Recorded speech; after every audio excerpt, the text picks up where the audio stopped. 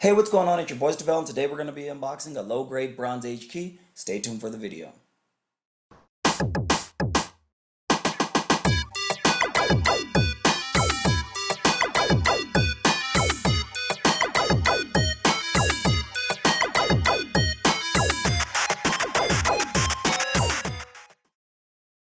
Hey, what's going on? It's your boys Devel, and today what I got for you guys is just wanted to have a little discussion about different grades, and do grades really matter in comic books?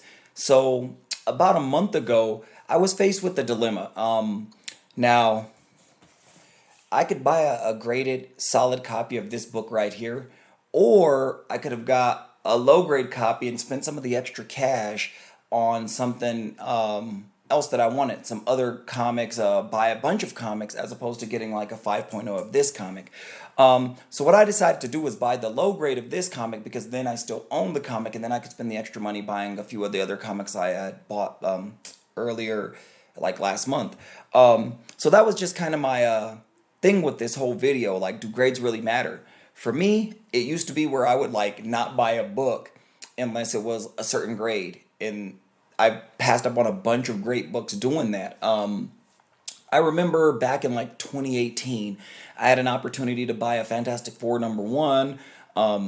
The cover was like halfway torn off. It was like a zero point 0.5. But I mean, it was Fantastic Four #1. And I passed on it because I was like, that's a crappy looking copy, and I need a better copy. Also, same thing happened with like an Amazing Spider-Man #1. I remember it was a coverless copy, and this was like 6, 7 years ago. But I mean, I could have bought it for under $1,000. I seen it on an auction, and I just passed on it.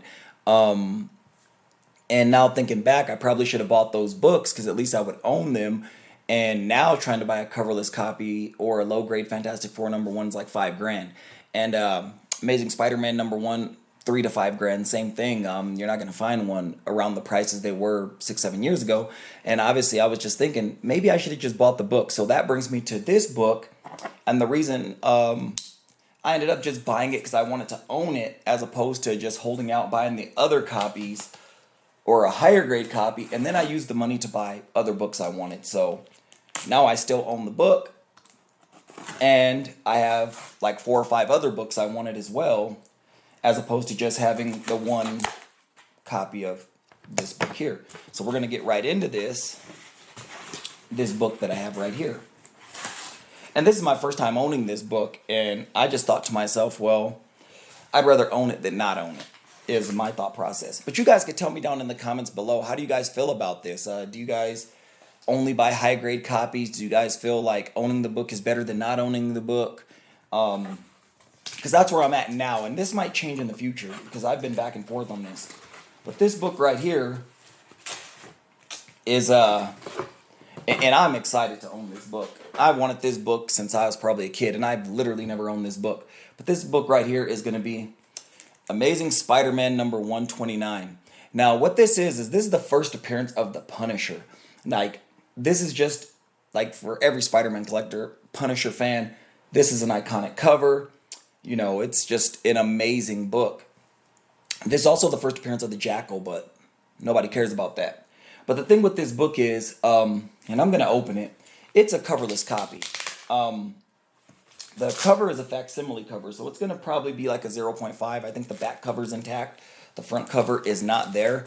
But for me, I really just wanted to own this book. And I just figured, you know what? I could pay for 5.0, or I could buy a bunch of DC comics, which I did like earlier this month, or actually last month, and still buy this book at a low grade. Get the splash page there.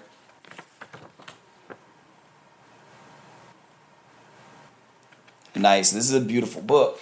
I'm just looking at it.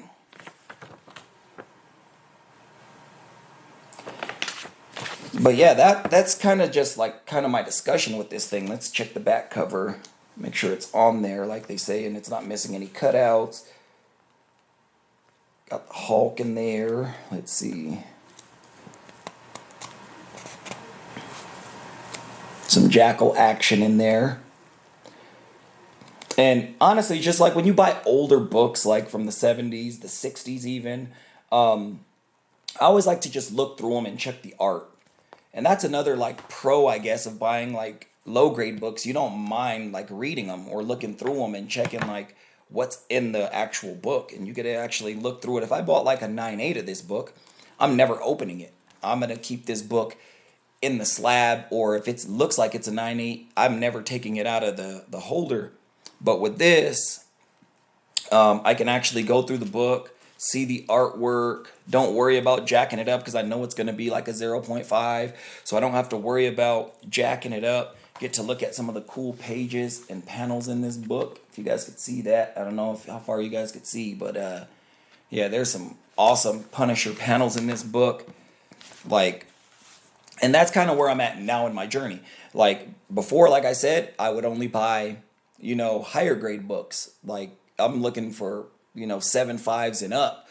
And that was like pre like 2017, 2018, around that time, like before the comic boom, before 2020. I was always looking for high grade books. I'm like, I got to get the highest grade book I could find of whatever book I'm looking for.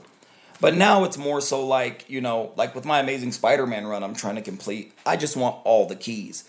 Like, honestly, most of my Spider-Man run is like a 3.0.